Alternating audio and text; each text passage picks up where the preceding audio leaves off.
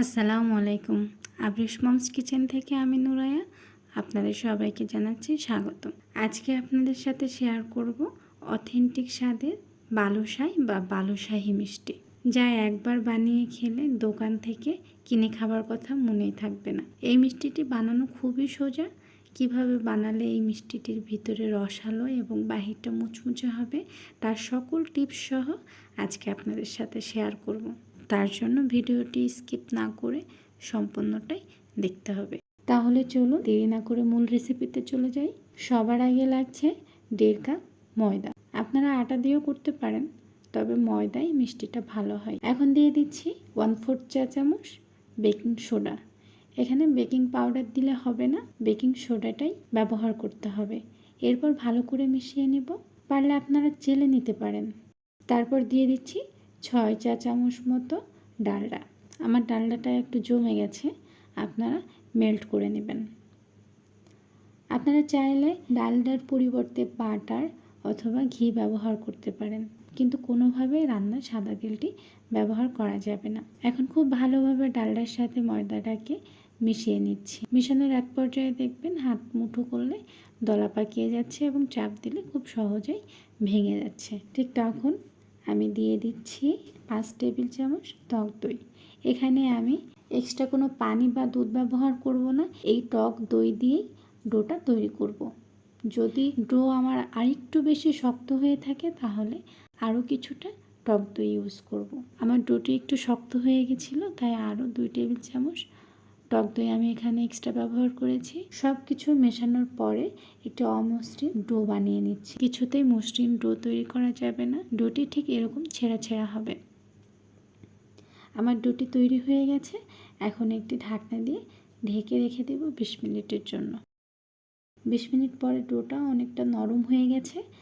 এখন হালকা হাতে ফোল্ড করে নেব 4-5 বার। রুটি বা পরোটা বানানোর ডো যেমন খুব টাইট করে চেপে চেপে মুথে নেওয়া হয়, এটা ওইভাবে মুথে নেওয়ার কোনো ব্যাপার নাই। শুধু হালকা হাতে আলতোভাবে প্রেস করে করে 4-5 বার আমি ফোল্ড করে নিচ্ছি।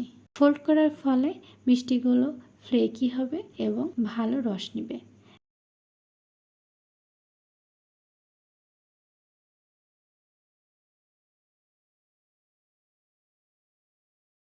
এখন আমি আমার পছন্দ মতো সাইজ করার জন্য ডোগুলো ছুরি দিয়ে কেটে নিচ্ছি। আপনারা চাইলে হাত দিয়ে টেনে ছিঁড়তে পারেন, তবে একটা জিনিস মাথায় রাখতে হবে, মিষ্টিগুলো ভাজার পর অনেকটা ফুলে বড় হয়ে যাবে।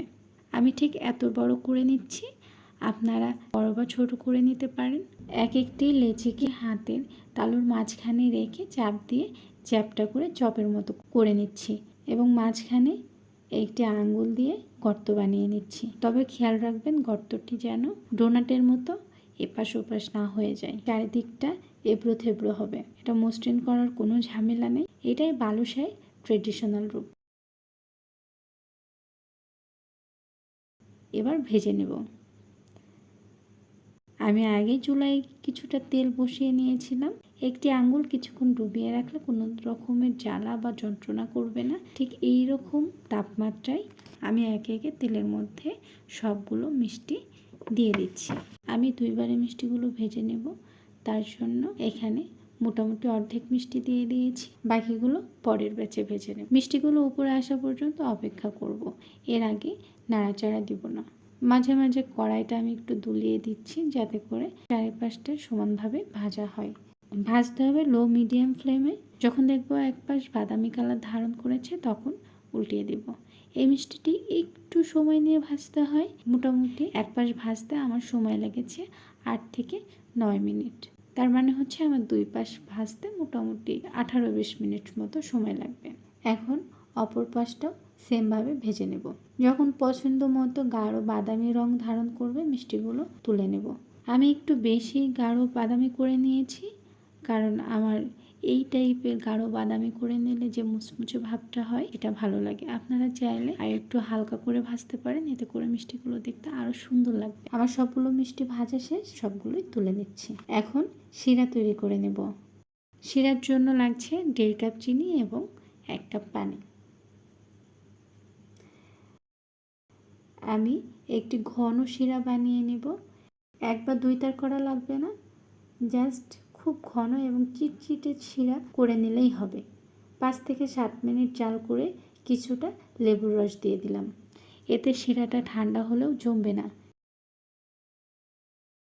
শিরাটা মোটামুটি রেডি হয়ে গেছে। আমি এখন চুলা থেকে নামিয়ে অন্য একটি জায়গায় রেখে দিচ্ছি কুসুম গরম হওয়া পর্যন্ত।